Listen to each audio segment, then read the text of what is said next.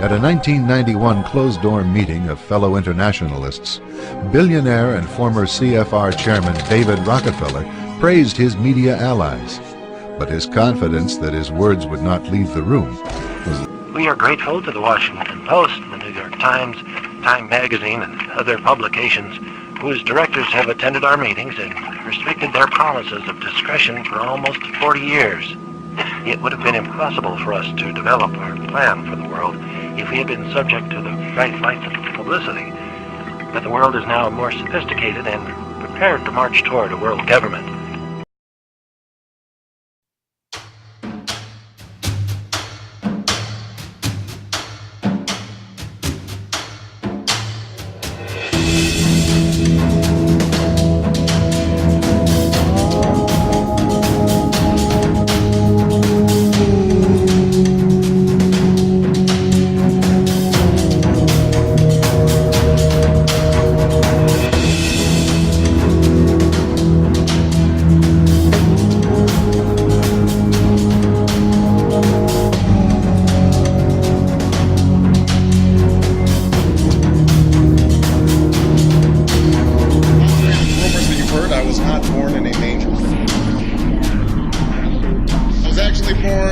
On Krypton and sent here to save the planet Earth.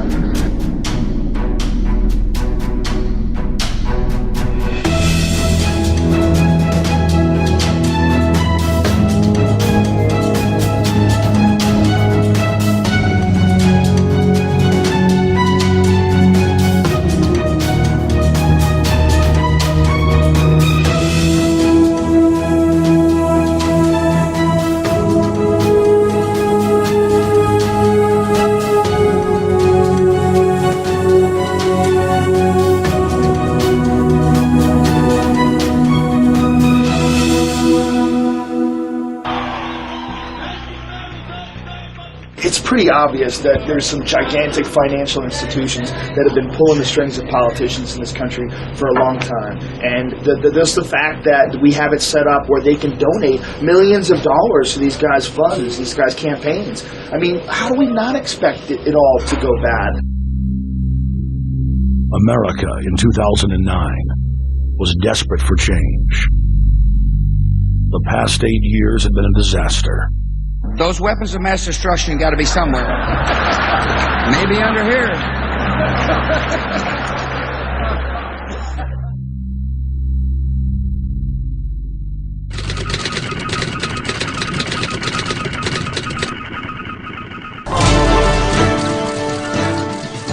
With literally millions of events occurring around the world every day, the media simply can't report on all of them.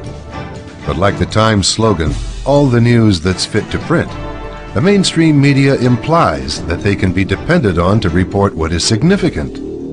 What isn't made clear is exactly who or what dictates which events are newsworthy and which are not. This form of media censorship has proved catastrophic to American interests.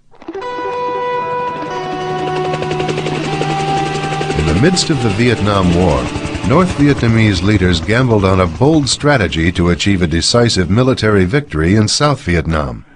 Communist strategists believed a general offensive could trigger a civilian uprising and force America to abandon the war. Instead of their traditional hit-and-run guerrilla tactics, they massed their forces for a major confrontation with American and South Vietnamese units. On January 30th, 1968, under the cover of a truce for the Vietnamese New Year, or Tet, Communist forces launched a well-coordinated nationwide attack on South Vietnamese cities. The Tet Offensive had begun. Although caught by surprise, American forces responded quickly and effectively to the attacks.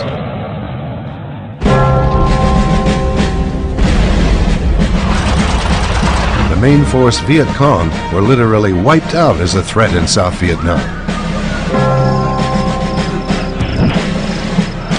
What was left of the Communist forces from the north retreated across the borders. The Tet Offensive turned out to be a Communist failure and a huge U.S. military victory.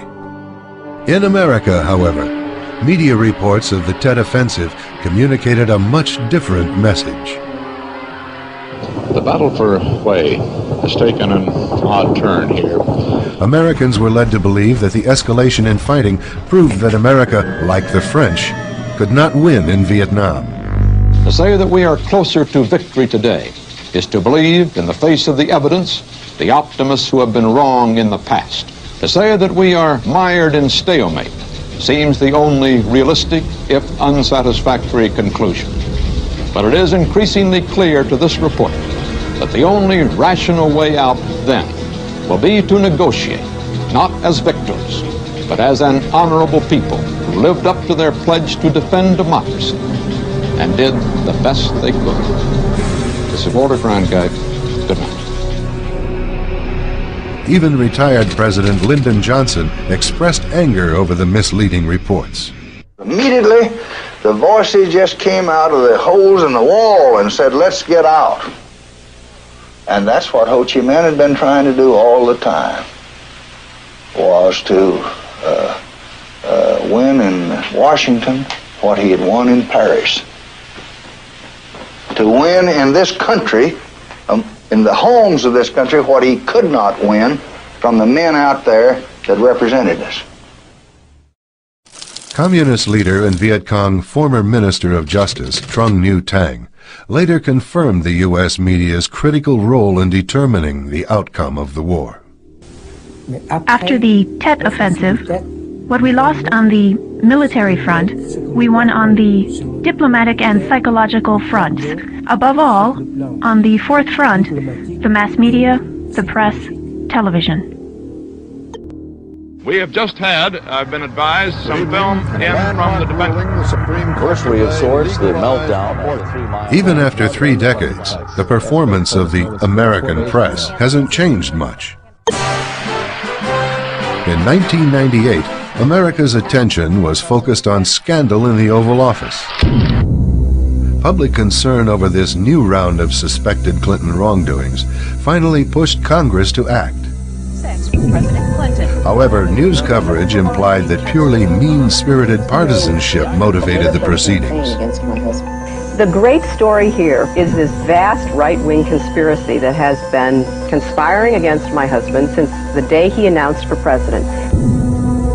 They have created a power elite. We're not talking about the millionaire down the street. You can't even be a member of their club unless you're a multi-billionaire.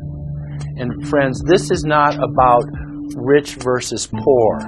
This is about a very, very small handful of the worst criminal element on this planet, manipulating and destroying the good people of this nation and of this world. That policy would be defined by a front group formed by J.P. Morgan and his colleagues.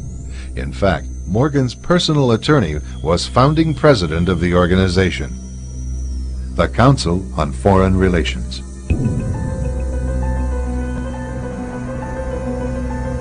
It's good to be back at the Council on Foreign Relations. As Pete mentioned, I've been a member for a long time and was actually a director for some period of time. I never mentioned that when I was campaigning for re-election back home in Wyoming.